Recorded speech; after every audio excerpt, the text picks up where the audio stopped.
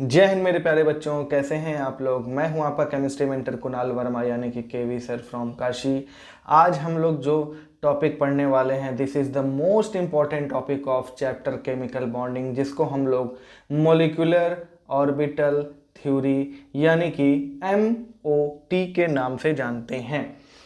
अब ये सबसे ज़्यादा क्वेश्चन अगर मैं कहूँ कि काफ़ी अच्छे क्वेश्चन तो इसी टॉपिक से आने हैं, ठीक है। चाहे जेई मेंस हो, चाहे जेई एडवांस हो, चाहे हम नीट को ही क्यों ना ले लें, सवाल तो आने ही आने हैं। अब देखिए, इसको समझने के लिए हमको सबसे पहले देखना पड़ेगा कि वैलेंस बॉन्ड थ्योरी क्या ज्यूम करके बॉन्ड बनाता था और मोलिकुलर ऑर्बिटल थ्योरी उससे कैसे अलग है। देखो, VBT यानी valence bond theory assumes that formation of a molecule involves interaction between the electron wave of only those atomic orbitals of valence shell of participating atoms which are half filled। सही बात है। देखो, हम लोग पढ़ते आ रहे हैं ना कि जो बॉन्ड बनता है, जैसे हम लोग Cl2 का ही क्यों ना बॉन्ड बना लें। जैसे Cl2 में हम लोग Cl और Cl बॉन्ड बनाते हैं, तो वो हम लोग क्या करते हैं, जो आखिरी शेल का जो इलेक्ट्रॉन, जैसे ये क्लोरीन का 2 8 7 होता है, इस 7 में से एक इलेक्ट्रॉन ये है और दूसरा इलेक्ट्रॉन ये है, इन्हीं दोनों का हम लोग क्या करते थे, शेयरिंग कराते थे, वो बॉन्ड बना लेते थे, ठीक है। वैलेंस बॉन्ड थ्योरी के हिसाब से ही ये चीजें होती थी। और यहाँ पे होता क्या था, P और P ओवरलैप होता था, ये ओवरलैप होता था जहाँ पे सिग्मा बॉन्ड बनता था, ठीक है ना, सिग्मा बॉन्ड।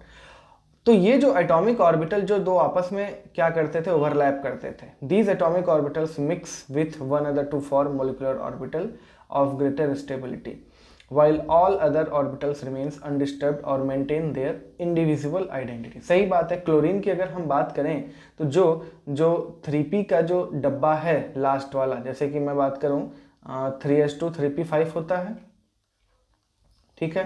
तो ये रहा 3s और ये रहा 3p में 5 इलेक्ट्रॉन है, ठीक है ये। और दूसरा क्लोरीन वो भी इसी तरह है, 3s में 2 इलेक्ट्रॉन,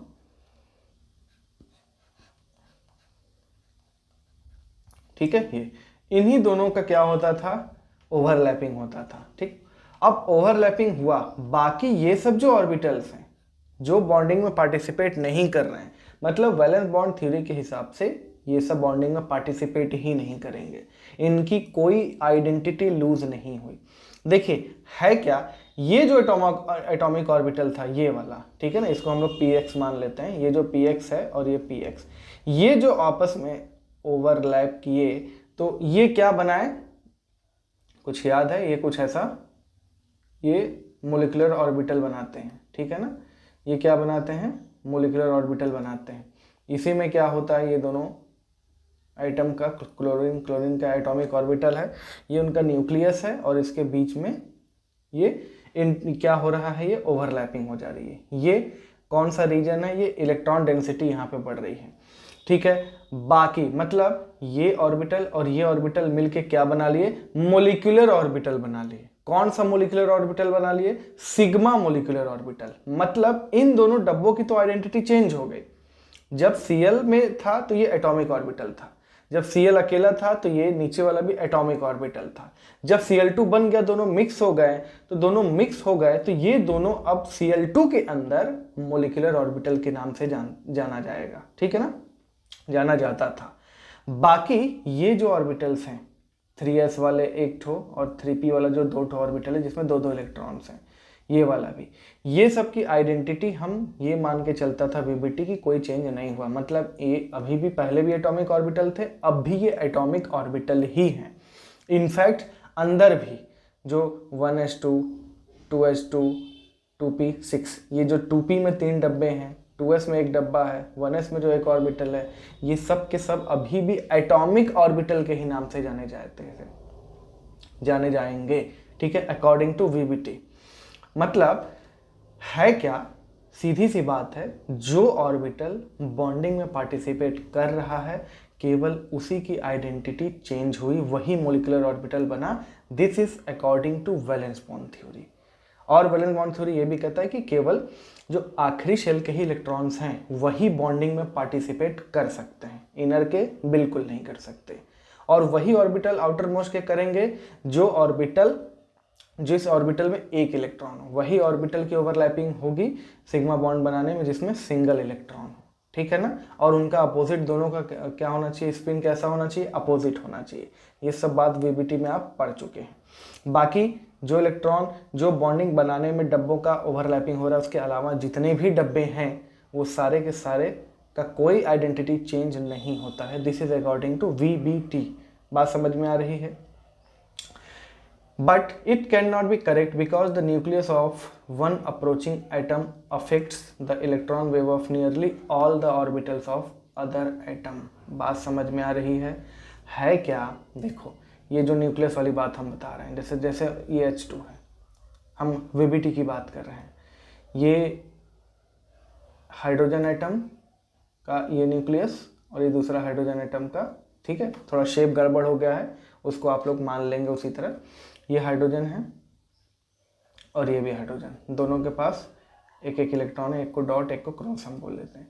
अब इन दोनों की ओवरलैपिंग हुई, ठीक है, ये ओवरलैपिंग हो गई, ठीक है, थोड़ा और जगह ले लेते हैं ओवरलैपिंग में, ठीक है, ये ओवरलैपिंग हो गई जिसमें से एक डॉट एक क्रॉस, ये इन दोनों का क्या है, न्यूक्लियस है, ये H2 मॉलिक्यूल है।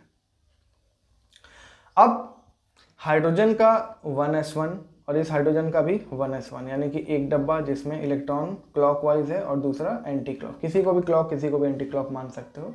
इन दोनों का क्या हो रहा है, यहाँ पे ओवरलैपिंग हो रहा है। अब ये दोनों डब्बे जब H2 के अंदर देखा जाएगा तो this is not atomic orbital, this is molecular orbital, sigma molecular orbital, क्योंकि सिग्मा बॉन्ड बन रहा है। एक बात और यहाँ पे हम बताना चाह रहे हैं, यहाँ पे देखो वैलेंस बॉन्ड थ्योरी के अनुसार ये जो इलेक्ट्रॉन डेंसिटी है, ठीक है ना, ये जो इलेक्ट्रॉन डेंसिटी है जहाँ पे दोनों इलेक्ट्रॉन है, ओवरलैपिंग वाला जो रीजन है, ये जो है ये दोनों न्यूक्लियस के इन्फ्लुएंस में है। ये जो दोनों न्यूक्लियस पॉजिटिवली चार्ज्ड हैं, इन दोनों से अट्रैक्टेड है, ठीक है। या फिर हम ये कहें कि ये जो प्लस और ये जो दो इलेक्ट्रॉन हैं, इसको देखकर ये न्यूक्लियस भी अट्रैक्टेड है इसकी तरफ, इसको देखकर ये राइट वाला भी न्यूक्लियस इसके प्रति अट्रैक्टेड है। कुल मिला के इसको देख के दोनों एक दूसरे के, मतलब ये जो दोनों न्यूक्लियस हैं इनके साथ कोई, इन दोनों में कोई अट्रैक्शन नहीं है, बट इन दोनों के ही बीच में आ गया है ये दोनों इलेक्ट्रॉन। तो उस दोनों इलेक्ट्रॉन को देखकर ये वाला भी एटम, इस एटम का भी न्यूक्लियस, इस एटम का भी न्यूक्लियस, दोनों इस बीच में जो इलेक्ट्रॉन आया है उसको देख के अट्रैक्टेड है, जिसकी वजह से ये दोनों एटम की मजबूरी के भी पास पास है। तो यहाँ पे हम बोलेंगे कि ये दोनों एटम के बीच में बॉन्ड बन गया, ठीक है। तो ये क्या है, ये जो है एटॉमिक ऑर्बिटल आपस में क्या कर रहे हैं, ओवरलैप कर रहे हैं। बट यहाँ पे तो एक ही ऑर्बिटल था हाइड्रोजन में, हाइड्रोजन के अंदर जहाँ दूसरे वाले में भी एक ही ऑर्बिटल था, तो ये दोनों मॉलिक्यूलर ऑर्बिटल बन गए, ठीक है। लेकिन अगर कोई ऐसा जैसे Cl2 मॉलिक्यूल हो गया, ठीक है ना, और भी मान लो जैसे O2 हो गया, N2 हो गया, इसमें तो कई सारे ऑर्बिटल इन्वॉल्व हैं बॉन्डिंग में। बाकी ऑर्बिटल्स का क्या, बाकी orbitals according to valence bond theory वो क्या है, वो ऐसे ही पड़े रहेंगे, उनकी आइडेंटिटी बिल्कुल भी नहीं बदलेगी। वो एटॉमिक ऑर्बिटल पहले भी हम उसको पुकारते थे, अब भी हम एटॉमिक ऑर्बिटल के ही नाम से उसको बुलाएंगे। यही कमी थी वैलेंस बॉन्ड थ्योरी में। मॉलिक्यूलर ऑर्बिटल थ्योरी ने क्या कहा, देखो जैसे ये बात लिखी हो ना, because the nucleus of one approaching atom affects the electron wave of nearly all the orbitals of the other atom. मतलब जैसे एक Cl दूसरे Cl के पास जा रहा है, अब इस Cl का जो न्यूक्लियस है, इस क्लोरीन का जो न्यूक्लियस है, वह इस अदर दूसरा जो क्लोरीन है उसके सारे ऑर्बिटल 1s 2s 2p में जो 3 ऑर्बिटल है, 3s और 3p में 3 इलेक्ट्रॉन, 3p में 3 ऑर्बिटल्स हैं, वो सारे के सारे ऑर्बिटल को क्या कर रहा है, अट्रैक्ट कर रहा है, ठीक है ना, उसको मतलब अफेक्ट कर रहा है। अट्रैक्ट या रिपेल की हम बात नहीं कर रहे हैं अभी, वो उस पर प्रभाव डाल रहा है। इसका मतलब क्लोरीन, इस क्लोरीन का न्यूक्लियस अपने दूसरे वाले क्लोरीन के सारे ऑर्बिटल को अफेक्ट कर रहा है। राइट वाला क्लोरीन भी तो अप्रोच कर रहा है, तो वो राइट वाले क्लोरीन का न्यूक्लियस लेफ्ट वाले क्लोरीन के जितने भी ऑर्बिटल्स हैं उनको क्या कर रहा है, अफेक्ट कर रहा है। कुल मिला के ये क्लोरीन और ये क्लोरीन, इन दोनों के बीच में अगर बॉन्ड बन रहा है, बॉन्ड अगर बन रहा है तो उसके पीछे केवल वैलेंस बॉन्ड के ऑर्बिटल ही जिम्मेदार नहीं है। जितने इलेक्ट्रॉन हैं इनफैक्ट जितने ऑर्बिटल्स हैं दोनों क्लोरीन के, इनर वाला हो चाहे आउटर मोस्ट वाला हो चाहे बीच वाला हो, सारे के सारे क्या हो रहे हैं, इन्वॉल्व होते हैं बॉन्डिंग बनाने में। बात समझ में आ रही है? सिंपल सी बात। वैलेंस बॉन्ड थ्योरी क्या कहता है, केवल आउटर मोस्ट शेल के इलेक्ट्रॉन्स या ऑर्बिटल्स ओवरलैप करके बॉन्डिंग बनाते हैं, वो भी जो सिंगली ऑक्यूपाइड हो, अनपेड इलेक्ट्रॉन जिसमें हो, half filled opposite spin. Molecular orbital theory MOT क्या बोलता है कि एटम्स के बीच, दो एटम के बीच में अगर बॉन्ड बन रहा है तो केवल उन दोनों एटम्स के आउटर मोस्ट शेल के ही ऑर्बिटल इलेक्ट्रॉन पार्टिसिपेट नहीं करेंगे, दोनों ही एटम्स के सारे ऑर्बिटल, इस एटम का भी और इस एटम का भी, दोनों एटम्स के सारे ऑर्बिटल्स बॉन्डिंग में पार्टिसिपेट करते हैं। बात समझ में आ रही है? तो केवल यहाँ पे हमको अनपेड इलेक्ट्रॉन नहीं चेक करना, सारे इलेक्ट्रॉन चेक करने पड़ेंगे, टोटल नंबर ऑफ इलेक्ट्रॉन से मतलब होता है। बात समझ में आ रही है? तो ये बात है। अब इसी में हम लोग लिमिटेशंस ऑफ वीबीटी देख लेते हैं। It fails to explain formation of coordinate bond. अब देखो, कोऑर्डिनेट बॉन्ड हमने पढ़ाया तो जरूर है, लेकिन वो वैलेंस बॉन्ड थ्योरी को एक्सप्लेन नहीं कर पाता। वैलेंस बॉन्ड थ्योरी के हिसाब से अनपेयर्ड इलेक्ट्रॉन्स और एक इलेक्ट्रॉन, पेयर नहीं, ठीक है ना, ये दोनों ही बात समझिए आप लोग। अब कोऑर्डिनेट बॉन्ड में क्या होता है, दो इलेक्ट्रॉन और दूसरे का खाली डब्बा। ओवरलैपिंग अगर वीबीटी के अनुसार होगा तो दो ऑर्बिटल्स के बीच में होगा, दोनों ऑर्बिटल के पास एक एक इलेक्ट्रॉन होने चाहिए, ठीक है ना। कोऑर्डिनेट में तो एक के पास दो है, एक के पास एक भी नहीं है, तो वीबीटी के अकॉर्डिंग ये क्या हो रहा है, एक्सप्लेन नहीं हो रहा है, तो ये बात ध्यान रखेंगे। It could not explain paramagnetic behaviour of O2। O2 क्या है, देखो O2 जो है, जैसे हम बात करें इसमें कितने इलेक्ट्रॉन है, 16 इलेक्ट्रॉन, ठीक। अब O2 अगर हम बनाते भी हैं तो कुछ ऐसा बनाते हैं वैलेंस बॉन्ड थ्योरी के हिसाब से, ठीक। देखो ये जो बॉन्ड बन रहा है, ये देखो ये पेयर्ड दो इलेक्ट्रॉन, ये भी पेयर्ड, ये भी पेयर्ड, ये भी पेयर्ड। देखो ये सिंगल बॉन्ड, ये भी दोनों पेयर्ड इलेक्ट्रॉन है। इस नीचे वाला भी जो सिंगल बॉन्ड है, मतलब ये है तो एक सिग्मा एक पाई, दोनों ही पेयर ही ना है, पेयर्ड इलेक्ट्रॉन, नीचे भी पेयर्ड इलेक्ट्रॉन, कहीं पर भी अनपेयर्ड इलेक्ट्रॉन नहीं दिख रहा है। तो O2 को तो डायमैग्नेटिक होना चाहिए, बट ये पैरामैग्नेटिक होता है। यानी कि मोलिकुलर ऑर्बिटल थ्योरी कुछ बात ऐसी बता रहा था जो वीबीटी में सही नहीं है। तो वीबीटी के अनुसार अगर पूछा जाए तो O2 पैरामैग्नेटिक नहीं होना चाहिए, बट क्यों होता है, ठीक, तो आगे अभी हम लोग देखेंगे। It could not explain the formation of odd electron molecules where no pairing of electron occurs. देखिए बहुत सारे ऐसे मोलिक्यूल्स भी आपके सामने आएंगे, H2+, O2+, O2-, N2-2-, ठीक है। इसमें से भी देखो कुछ ऐसे हैं जहां पे ऑड इलेक्ट्रॉन है, जहां पे पेयरिंग तो हुआ ही नहीं। तो जहां पे पेयरिंग नहीं हुआ तो वहां पे इलेक्ट्रॉन, वहां पे बॉन्ड कैसे बन सकता है, ठीक है ना, क्योंकि एक बॉन्ड बनने के लिए दो इलेक्ट्रॉन, दो बॉन्ड बनने के लिए 4 इलेक्ट्रॉन, 3 बॉन्ड बनने के लिए 6 इलेक्ट्रॉन, तो 6 मतलब 2 4 6 हमेशा जो है इवन ही चाहिए, तो कैसे ये बन सकता है, क्लियर है। तो ये बहुत सारी बातें हैं जो हमको धीरे धीरे सीखनी है इस लेक्चर में। According to molecular orbital theory all, ठीक है ना, एक ऑल काट देना, all the atomic orbitals of atoms participating in molecule formation gets disturbed and lose their identity. सारे के सारे H2 में, O2 में, N2 में जितने भी दोनों नाइट्रोजन के, दोनों ऑक्सीजन के ऑर्बिटल्स है, सब चेंज हो गए। जब O और O अलग अलग थे, सारे ऑर्बिटल का नाम एटॉमिक ऑर्बिटल था, ठीक है, लेफ्ट वाला और राइट वाला दोनों अब मिलके O2 बन गए। O2 के अंदर होंगे वही सब डब्बे, लेकिन उनकी आइडेंटिटी पूरी तरह से बदल चुकी है। They are not called as atomic orbital, they will be called as molecular orbital, ठीक है ना। यानी कि सारे के सारे ऑर्बिटल्स इन्वॉल्व होते हैं, सारे के सारे इलेक्ट्रॉन बॉन्डिंग में पार्टिसिपेट करते हैं according to MOT। They all get mix to give equal number of new orbitals called molecular orbitals, ठीक है ना, because they are now belong to molecule form. अब इनको मोलिकुलर ऑर्बिटल कहा जाएगा क्योंकि अब ये मोलिक्यूल को से बिलोंग करते हैं। अब ये खत्म, अब ये एटम के अधीन नहीं रहे, अब ये मोलिक्यूल के ऑर्बिटल्स बन चुके हैं, ठीक। The electrons initially belonging to individual atoms are now considered to be moving along the molecular orbital under the influence of all the nuclei. That is, molecular orbitals are polycentric. इसका मतलब ये है कि जैसे Cl में एक nucleus, Cl में दूसरा न्यूक्लियस, जब Cl2 बन गया तो अब जो दोनों न्यूक्लियस हैं दोनों एटम्स के, उसके इन्फ्लुएंस में सारे के सारे जो ऑर्बिटल्स हैं उनके इलेक्ट्रॉन्स उन दोनों न्यूक्लियस के इन्फ्लुएंस में रहेंगे। ठीक है ना। मेनली तो हम लोग दो ही एटम के मॉलिक्यूल्स की बात करेंगे, मतलब होमो न्यूक्लियर एटम्स की बात करेंगे, बट कुछ कुछ हेटेरो में भी ये काम कर सकता है। जैसे Cl2 में, Cl में एक न्यूक्लियस, Cl में दूसरा न्यूक्लियस, तो Cl2 में दो न्यूक्लियस। अब उस दोनों न्यूक्लियस के प्रभाव में सारे के सारे Cl और Cl के अंदर जो भी इलेक्ट्रॉन्स थे, यानी अब वो Cl2 के अंदर जा चुके हैं, वो उनके प्रभाव में रहेंगे दोनों न्यूक्लियस के। ठीक है ना। तो जो मॉलिक्यूल बनता है उसके अंदर जो दोनों एटम्स के न्यूक्लियस होते हैं उसके इन्फ्लुएंस में उस सारे के सारे ऑर्बिटल्स, सारे के सारे इलेक्ट्रॉन्स उसके इन्फ्लुएंस में आ जाएंगे। ठीक है ना।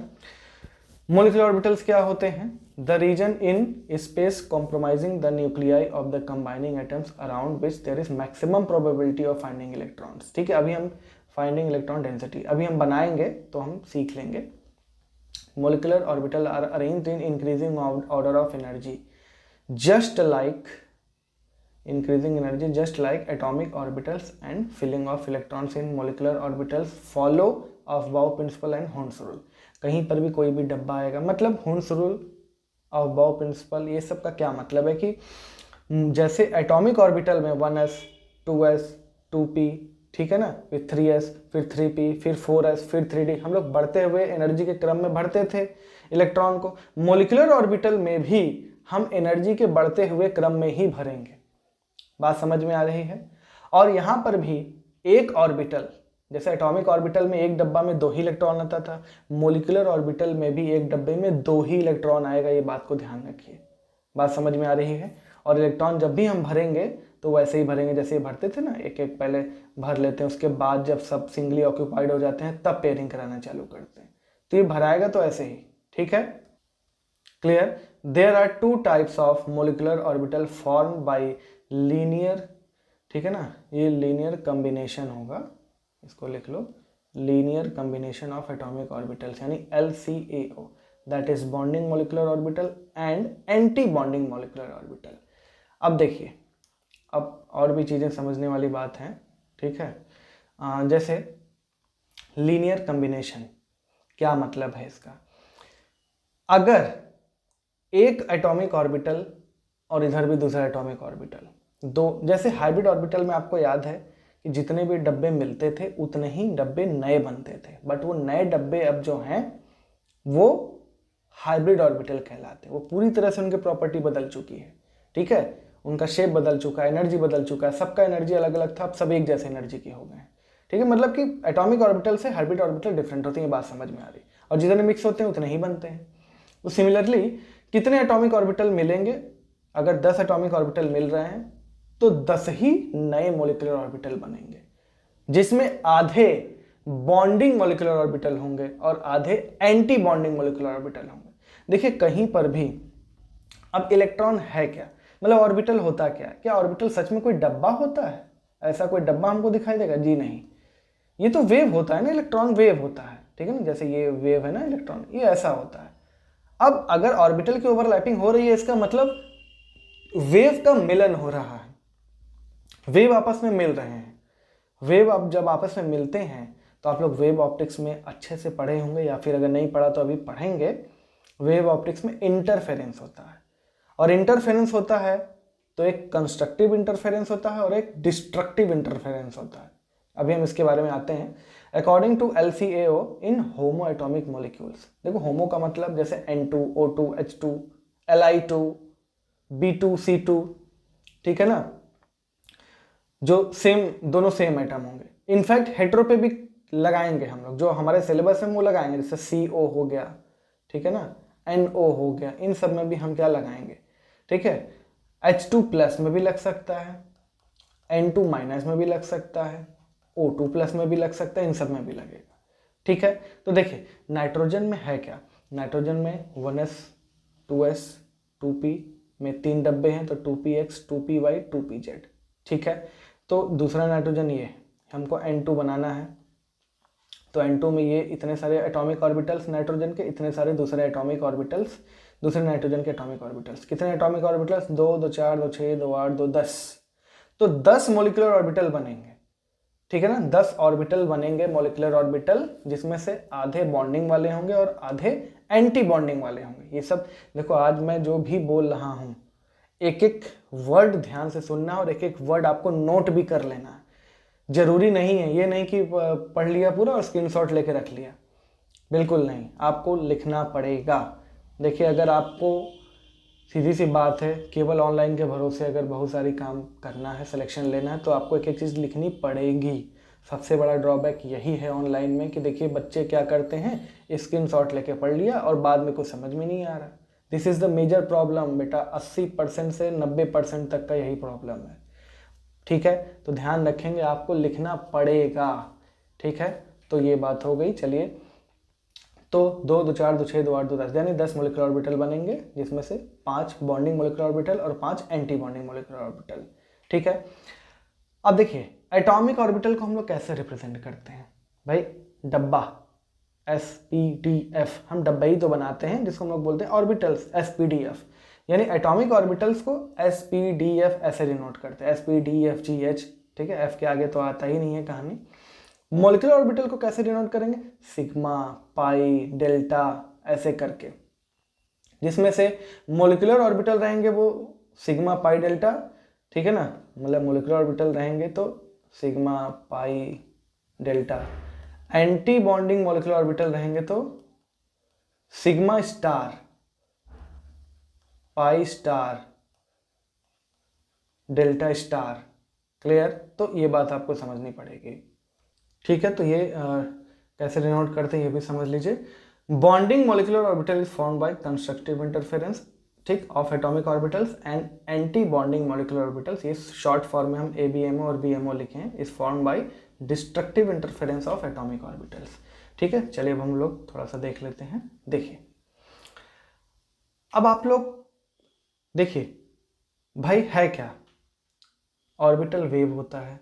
ठीक, वेव हम कुछ इस तरीके से बनाते हैं, आप जो भी से बचपन में पढ़ते आए हैं वेव के बारे में, वेव ऐसे बनाते हैं आप लोग। ठीक है ना, ये वेव का क्रेस्ट, ठीक है ना, और ये ट्रफ, ये जो होता है इसको बोलते हैं एम्पलीट्यूड।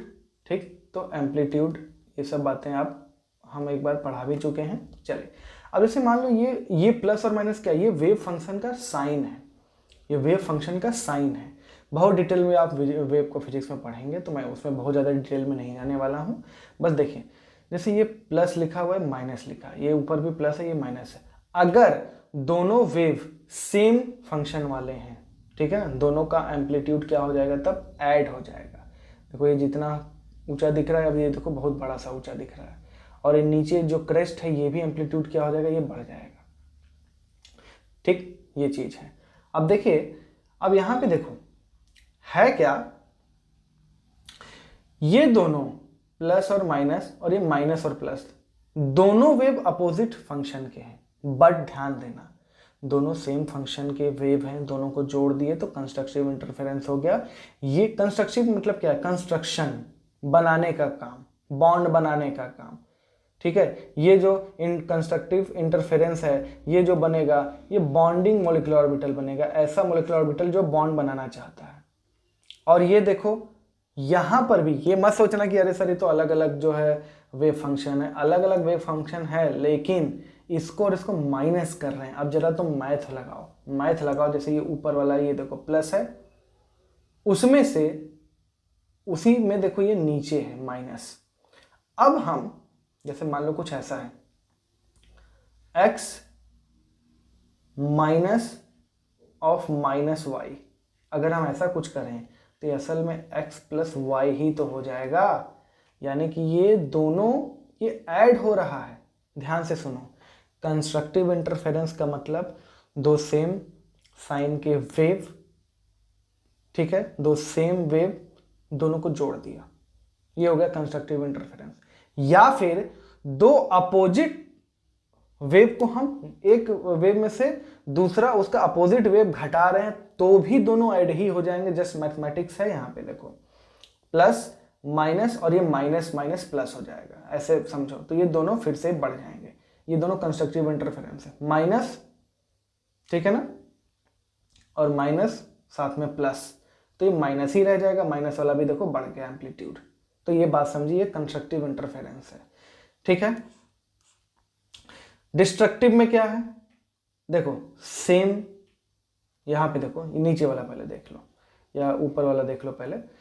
देखो प्लस ऊपर है, नीचे माइनस है, माइनस नीचे है, प्लस ऊपर है, दोनों को जोड़ दिया। दोनों वेव अपोजिट हैं, दोनों को हम लोग जोड़ देते हैं, दोनों को हम लोग जोड़ देते हैं। तो प्लस से माइनस खत्म, माइनस से प्लस खत्म। देखो ये रीजन देखो, ये कुछ नहीं बचा, एम्पलीट्यूड 0 हो गया।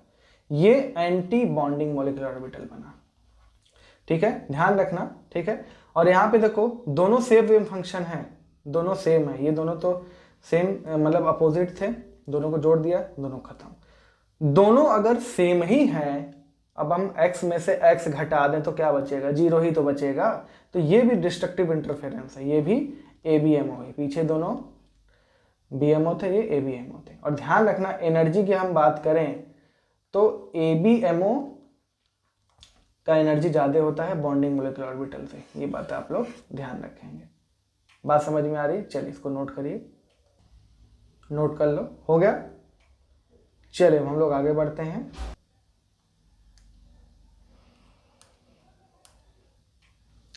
चलिए अब हम लोग देखते हैं कैसे मॉलिक्यूलर ऑर्बिटल फॉर्म हो रहा है, बॉन्डिंग वाला भी और एंटी वाला भी।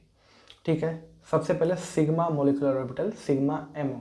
सिग्मा कैसे बनेगा भाई, S होना चाहिए। ठीक है, जो हमारे सिलेबस में हम उसको डिस्कस कर रहे हैं, लेकिन आप हर चीज़ों को समझ के साथ पढ़िए, क्योंकि अगर कुछ अलग आ गया तो फिर आपको दिक्कत ना हो, आप एडजस्ट करके काम कर लेंगे। जैसे SS ओवरलैपिंग, ये 1S, ये 1S। अब इसको स्फेरिकल मान लेना, थोड़ा सा बन गया ऐसे, इसको स्फेरिकल मान लेना। ठीक है, ये बीच में जो हम बनाए हैं डॉट से, वो न्यूक्लियस है। ठीक है, सब में न्यूक्लियस है। अब ये वेव फंक्शन है, देखो वेव फंक्शन नीचे पॉजिटिव, नीचे पॉजिटिव, मतलब सेम वेव को हम जोड़ रहे हैं। यहाँ पे देखो नेगेटिव, नीचे भी नेगेटिव, यानी दो सेम वेव को हम जोड़ रहे हैं। एक पॉजिटिव एक नेगेटिव, मतलब दो डिफरेंट वेव में, मतलब एक वेव में से दूसरा वेव जो कि उससे अपोजिट है उसको घटा रहे हैं, तो वो जुड़ ही जाएगा। यानी कि ये क्या है, कंस्ट्रक्टिव इंटरफेरेंस हो रहा है, कंस्ट्रक्टिव इंटरफेरेंस हो रहा है। और ये जब देखो जुड़ेंगे तो होगा क्या, यहाँ पे देखो यहाँ पे ये बॉन्डिंग मॉलिक्यूलर ऑर्बिटल बन रहा है।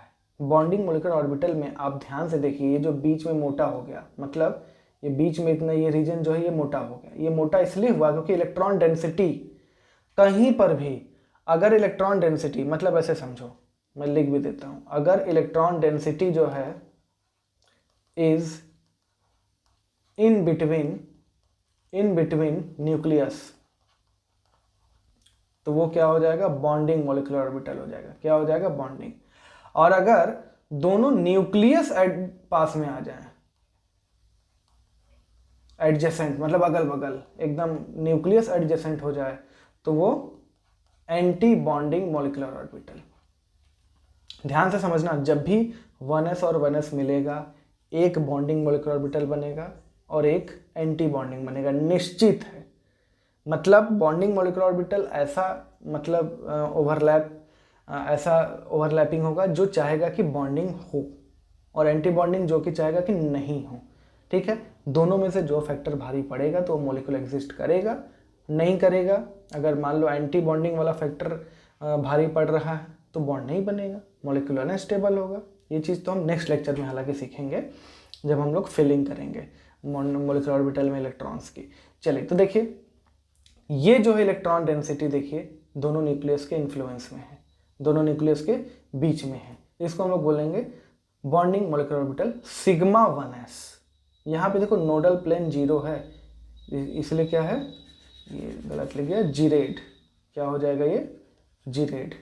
ठीक है, ये क्या हो जाएगा, जीरेड, क्योंकि यहाँ पे नोडल प्लेन 0 है। बात समझ में आ रही है? चलिए नेक्स्ट देखते हैं। अब देखिए ये 1s।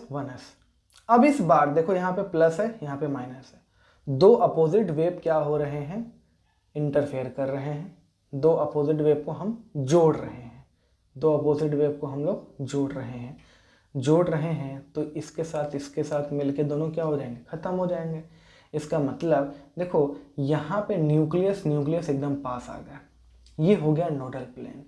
यहाँ पे इलेक्ट्रॉन डेंसिटी बिल्कुल भी नहीं है, बिल्कुल भी नहीं है। बात समझ में आ रही? पिछले वाले में इलेक्ट्रॉन डेंसिटी बढ़ गई थी, दोनों न्यूक्लियस के बीच में आ गया था इलेक्ट्रॉन डेंसिटी। यहाँ पे दोनों न्यूक्लियस पास आ गए, रिपेल कर रहा है, यानी ये जो मोलिकुलर ऑर्बिटल बना है ये बॉन्ड नहीं बनने देना चाहता है। This is anti bonding molecular orbital. इसको हम लोग सिग्मा स्टार 1s से कहेंगे, ठीक है। वैसे तो आप इसको सिग्मा एंटी बॉन्डिंग 1s बोलेंगे, लेकिन जल्दीबाजी है तो सिग्मा स्टार 1s बोलेंगे। यहाँ पे देखो एक नोडल प्लेन है और एक नोडल प्लेन है, तो ये क्या हो जाएगा? अनजीरेड। बात समझ में आ रही है? अब देखो ये जो आप देखेंगे, जैसे कि पिछले वाले में भी आप देख लीजिए, जैसे यहाँ पे हम प्लस और ये प्लस बना है, प्लस और प्लस बना है, ठीक है ना, क्योंकि हम ये क्या बना रहे हैं, ये दोनों ऊपर वाला दोनों हम करा रहे हैं। देखो चाहे ये हो, चाहे ये हो, चाहे ये हो, बनेगा तो बॉन्डिंग मोलिकुलर ऑर्बिटल। ये फिगर को रट्टा मत मारना कि सर ऊपर प्लस बनाए थे नीचे प्लस बनाए थे, हमको हमेशा ऐसे ओवरलैपिंग कराना है तो प्लस प्लस ही ऊपर ऊपर बनाना है, ऊपर नीचे नहीं। देखो ये ऐसे भी बन सकता है, जैसे ये न्यूक्लियस हो गया दोनों का। अगर हम ये वाला लें, ये वाला अगर हम लें, तो यहाँ नेगेटिव और यहाँ नेगेटिव करोगे, ध्यान से समझना, ये वेव फंक्शन ऐसा थोड़ी है कि प्लस प्लस वाला ही रहता है, माइनस माइनस वाला भी जुड़ेगा तभी तो वो कंस्ट्रक्टिव होगा। तो ये भी बना सकते हो, ये भी सही है, ये भी सही है। बात समझ में आ रही है? चलिए तो ध्यान रखिएगा।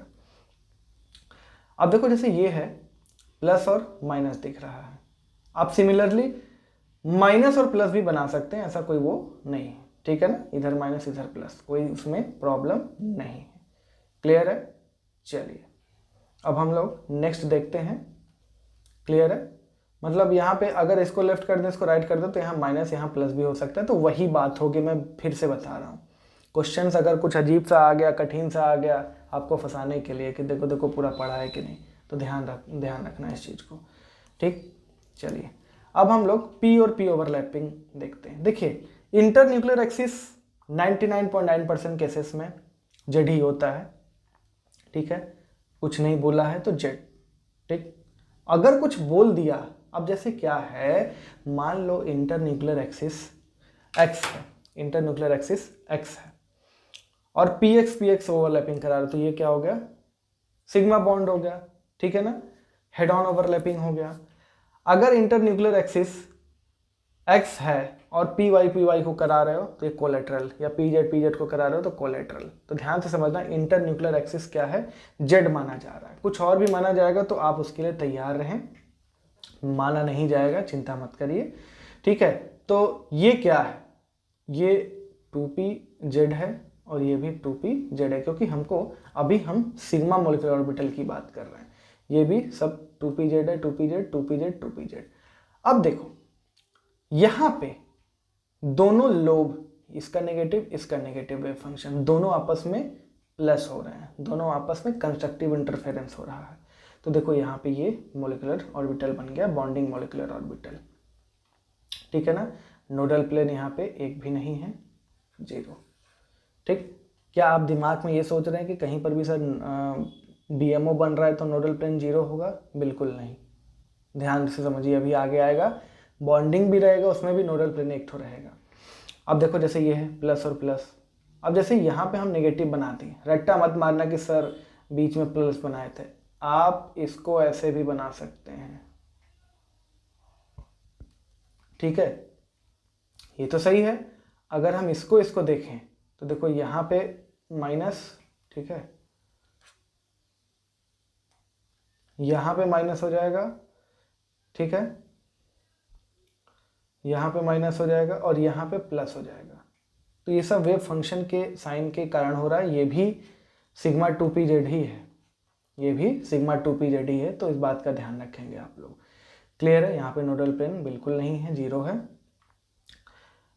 कंस्ट्रक्टिव इंटरफेरेंस हो रहा है, ये हम आपको सिखा चुके हैं। देखो प्लस के साथ माइनस है, लेकिन इसको हम लोग जोड़ नहीं रहे हैं, घटा रहे हैं। तो माइनस और प्लस, माइनस में से मतलब प्लस में से माइनस कर रहे हैं, क्या? माइनस ही वैल्यू, तो दोनों प्लस प्लस हो जाएगा। क्लियर है? तो ये हो गया। चलिए आगे बढ़ते हैं, इसी का एंटी बॉन्डिंग बनाते हैं। एंटी बॉन्डिंग में देखो हो क्या रहा है, इन दोनों को हम प्लस कर रहे हैं, एक का इधर देखो माइनस है और इधर प्लस है। अब दोनों मिलके क्या हो जाएंगे? दोनों मिलके खत्म, दोनों मिलके इलेक्ट्रॉन डेंसिटी ऑलमोस्ट जीरो हो जाएगी, तो वहाँ पे एक नोडल प्लेन बनेगा, एक नोडल प्लेन बनेगा। ठीक है, बात समझ में आ रही है। और एक नोडल प्लेन है तो ये अनजीरेट हो जाएगा, इसको बोलेंगे sigma star 2pz, anti bonding molecular orbital. ये ऐसे भी बन सकता है, दोनों सेम, देखिए ये दोनों क्या है, दोनों सेम वेव फंक्शन है, अपोजिट नहीं है। यहाँ पे दोनों अपोजिट को हम जोड़ रहे थे, सेम को अगर हम घटा भी देंगे तब भी तो खत्म हो गया। ठीक है, यहाँ पर भी देखो दोनों सेम को ही हम क्या कर रहे हैं, घटा दे रहे हैं, तो भी तो खत्म हो गया। ये सब के सब क्या बनाएंगे, anti bonding molecular orbital sigma star 2pz। ठीक है, सिमिलरली यहाँ पे देखो जैसे ये माइनस के साथ प्लस आ रहा है, अगर ये प्लस के साथ माइनस आता तो भी ये कुछ ऐसा ही बनता। ठीक है ना, ध्यान देना, तो भी ये कुछ ऐसा ही बनता, बट सब कुछ इसका चेंज हो जाता। प्लस माइनस है तो इधर माइनस प्लस हो जाएगा, ये नोडल प्लेन हो जाएगा, सर सीधा बना लेना। ठीक है, नोडल प्लेन एक हो जाएगा। ठीक है, तो ये भी सिग्मा स्टार 2pz ही हो जाएगा। बात समझ में आ रही है। चलिए आगे बढ़ते हैं, थोड़ा सा पाई वाला भी देख लेते हैं। पाई मोलिकुलर ऑर्बिटल, पाई एमओ। पाई एमओ, देखो पाई एमओ में पाई कैसे बनता है भाई, ऊपर और नीचे इलेक्ट्रॉन डेंसिटी दिखाई देती है। ठीक है ना, कोलेटरल ओवरलैपिंग, देखो ये दोनों आपस में ओवरलैप करेंगे, देखो दोनों का प्लस प्लस माइनस माइनस, दोनों का वेव फंक्शन ऊपर वाला भी नीचे वाला भी सेम है, दोनों क्या हो गए, जुड़ गए। तो ऊपर और ये नीचे इलेक्ट्रॉन डेंसिटी दिखाई दे रहा है, ऊपर प्लस नीचे माइनस, ऊपर माइनस नीचे प्लस भी हो सकता है। ये दोनों का न्यूक्लियस। ठीक है, दोनों का न्यूक्लियस, ये क्या हो गया, नोडल प्लेन हो गया। बात समझ में आ रही है, ये क्या हो गया, नोडल प्लेन। ठीक, ये भी बात वही है, माइनस माइनस जो यहाँ पे बताएं, ये भी बात वही है, प्लस में से प्लस और माइनस वाला जोड़ रहे हैं, दोनों अपोजिट वेव को हम सब्सट्रैक्ट कर रहे हैं, एक ये वाला और ये उसका अपोजिट वेव घटा रहे हैं, तो अल्टीमेटली कंस्ट्रक्टिव इंटरफेरेंस ही हो जाएगा। इसको बोलेंगे पाई 2pz। क्लियर है, लेकिन इसको एक काम करो, ये जेड कैसे हो सकता है, ठीक है जेड नहीं होगा, ये 2px है। ध्यान रखिएगा आप लोग, इंटर न्यूक्लियर एक्सिस हमने क्या मान के रखा है, जेड मान के रखा है, तो जेड है तो px क्या हो जाएगा, पाई, py क्या हो जाएगा, पाई। ठीक है, ये फिर गलत बना दिया हमने। ठीक है, ये 2px हो जाएगा, तो इंटर न्यूक्लियर एक्सिस हमने क्या मान के रखा है, जेड एक्सिस, तो px पाई बनाएगा, py पाई बनाएगा, pz सिग्मा बनाएंगे, जो हम पीछे देख चुके हैं। तो इसको आप एक काम करिए, यहाँ पे ये जो है ये है पाई 2px। बात समझ में आ रही है। सिमिलरली पाई 2py भी बनेगा, तो ये हो गया, इसको करेक्ट कर लीजिएगा। ठीक है, एक एक चीज को जो मैं बोल रहा हूँ उसको नोट करते भी चलना। चलो आगे बढ़ते हैं। अब देखो यहां पे प्लस ऊपर है, माइनस ऊपर है, दोनों वेव अपोजिट हैं। ठीक है ना, इन दोनों को हम जोड़ भी रहे हैं, इन दोनों को हम जोड़ रहे हैं, तो प्लस से माइनस खत्म, माइनस से प्लस खत्म। तो देखो यहाँ पे ध्यान देना, ये दो नोडल प्लेन बनेंगे, ये दो नोडल प्लेन बनेंगे। ठीक है ना, इसके पीछे वाला जरा देख लो, तो यहाँ पे देखो नोडल प्लेन कितना है, एक है, और नोडल प्लेन एक है, बॉन्डिंग है, फिर भी ये नोडल प्लेन एक है, बट नोडल प्लेन एक होने की वजह से हम इसको क्या बोलेंगे, अनजीरेड। इस बात को ध्यान रखिएगा, आप ये रट्टा मत मारिए कि कहीं पर भी बॉन्डिंग मोलिकुलर ऑर्बिटल बनेगा तो नोडल वो हमेशा जीरेड ही होगा, नोडल प्लेन एक भी नहीं होगा, बिल्कुल नहीं। ठीक है, नोडल प्लेन होगा।